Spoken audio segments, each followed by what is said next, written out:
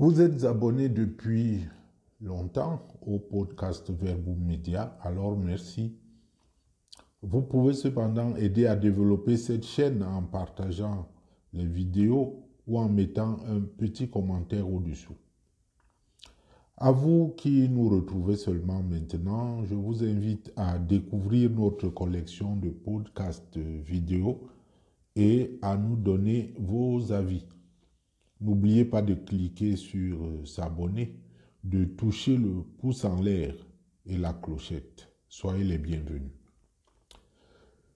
Alors, au moment où tous les feux sont sur le Qatar et la Coupe du monde de football, moi je vous décale un peu pour faire un tour dans l'Antiquité au 1er siècle avant Jésus-Christ. Je vais vous raconter une histoire vraie, très ancienne, de l'Empire romain. Évidemment, cette histoire n'est pas neutre. Salut donc à vous tous. Les Romains disaient « Salve te omnes ». Suivez bien.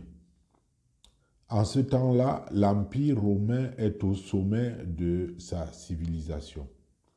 C'est l'histoire de Cicéron et de son jeune ami Catilina. Il s'agit de deux hommes politiques qui se rencontrent au plan des relations familiales, mais aussi professionnelles. Ils sont même collègues de service militaire. L'aîné, c'est Cicéron.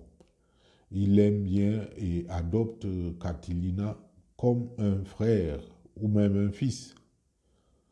Mais un jour, Catilina est surpris en flagrant délit d'inceste avec une des belles-sœurs de Cicéron, nommée Fabia. Qui plus est, Fabia est une vestale à Rome, ce qui correspondrait aujourd'hui à ce que nous appelons une religieuse. C'est un crime dans la Rome antique et il est passible d'une peine de mort. L'intervention de Cicéron en faveur de son ami aboutit à l'acquittement de ce dernier. Mais Catilina est un homme pouvoiriste, envieux, trop ambitieux.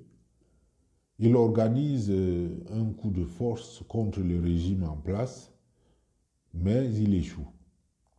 Il est encore soutenu cette fois-là par son allié Cicéron, qui est mieux placé sur l'échiquier politique de l'Empire. Et il échappe une fois de plus à la condamnation. Quelques années plus tard, les deux hommes vont devoir s'affronter dans des élections consulaires remportées par Cicéron. Catilina, battu aux élections, devient un farouche opposant à son ancien mentor. Il décide donc de l'éliminer par tous les moyens. Ce second coup d'État est démantelé et dénoncé publiquement. D'ailleurs, le discours prononcé à cette occasion par Cicéron va léguer à la littérature une célèbre phrase, une célèbre exclamation en ces termes. Quousque tandem abutere Catilina patientiam nostram. Rassurez-vous, je traduis ce qui signifie en français « Jusque à quand, Catilina, abuseras-tu de notre patience ?» Fin de citation. Catilina est cette fois-ci condamné à mort.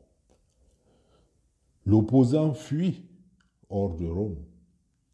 Il rejoint une rébellion armée, mais l'armée régulière de Rome prend le dessus et Catilina trouve la mort au combat. Vous voyez dans ce récit que j'ai très brièvement résumé, une alliance qui a mal tourné. Amitié, trahison, meurtre.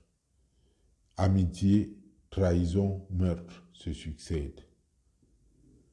Vous pouvez d'ailleurs retrouver l'histoire dans les ouvrages d'humanité latine que les élèves commençants utilisent.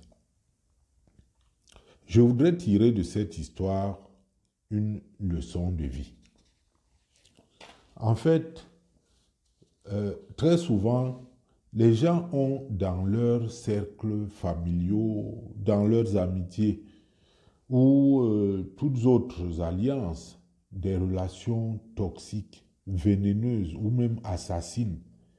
Cependant que ces gens-là protègent eux-mêmes pour des raisons dites affectives, par amour, parce qu'ils les ont tellement aimés.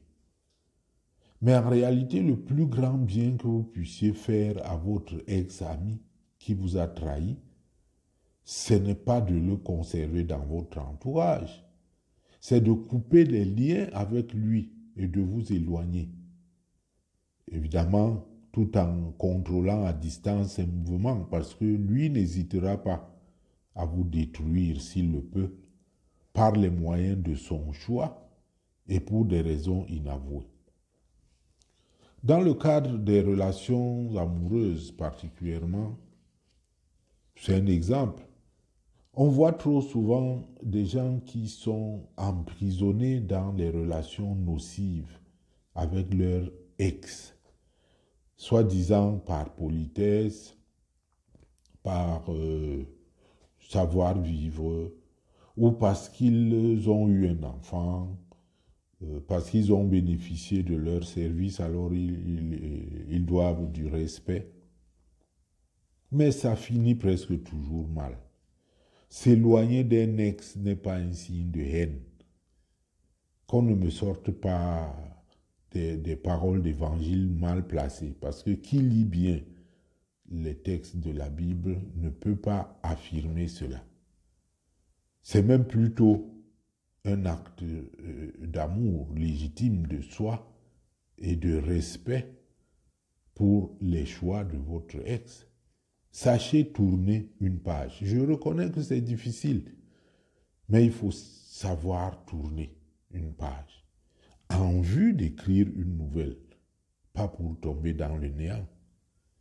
Dans de rares cas, la nouvelle page peut trouver une infime place à un ex, mais vraiment infime. Et vous devrez alors faire preuve d'une prudence extrême. Voilà la leçon que je voulais tirer et je me dis que cela peut peut-être aider quelques-uns. En tout cas, si cela vous a aidé un peu à réfléchir, tant mieux. Vous pouvez aussi nous le dire en commentaire et je réitère que vous pouvez toujours continuer de nous suggérer des sujets pour que nous puissions aborder ce qui est pertinent et qui correspond en même temps à l'actualité et des problèmes que nos auditeurs ont.